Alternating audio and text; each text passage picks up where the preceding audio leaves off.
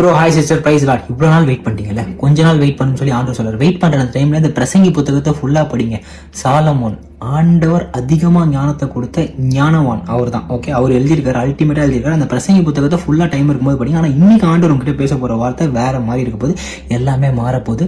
சைலண்டாக இவ்வளோ நாள் வெயிட் பண்ணிட்டேன். டே என்னடா குழப்பற அப்படின்றீங்களா? நான் பேசினா குழப்பற மாதிரி தான் இருக்கும். ஆண்டவர் வார்த்தைக்குள்ள குழப்ப தெளிவாக இருக்கும். நான் வார்த்தைக்குள்ள போய் பிரசங்கி எழுதின புத்தகம் 3ஆம் அதிகாரம் 1ஆம் வசனம். ஒவ்வொன்றிற்கும் ஒவ்வொரு காலம் உண்டு. அவ்வளோதான். ஓகே, சந்தோஷமாக இருக்கிறதுக்கு ஒரு காலம் இருக்குது, துக்கிக்கு ஒரு காலம் இருக்குது. இந்த மாதிரி ஏகப்பட்ட காலம் இருக்குது. இது ஃபுல்லாக நீங்கள் படிச்சிருங்க தயவுசெய்து.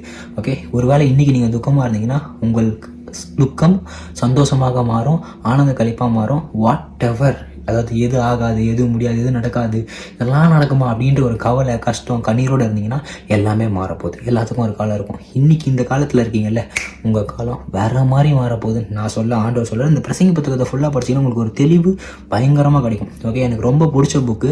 ஸோ நிறைய வாட்டி நான் ரீட் பண்ணியிருக்கேன். பட் நானும் இன்னும் இதை அதிகமாக படிக்க போகிறேன். நீங்களும் படிங்க, எல்லாமே மாறப்போகுது. விசுவாசிக்கிறீங்களா? ஸோ விசுவாசத்தோட அந்த புக்கை படிச்சுட்டு சைலண்ட்டாக ஆண்டரோட ட்ராவல் பண்ணுங்கள். எல்லாத்தையும் மாற்றத்துக்கு அவர் அதிகாரம். இந்த நாள் என்ன மீட்டும் கருத்துக்கு சுத்திரம். ஆமீன். அல்லேலூயா. Love you.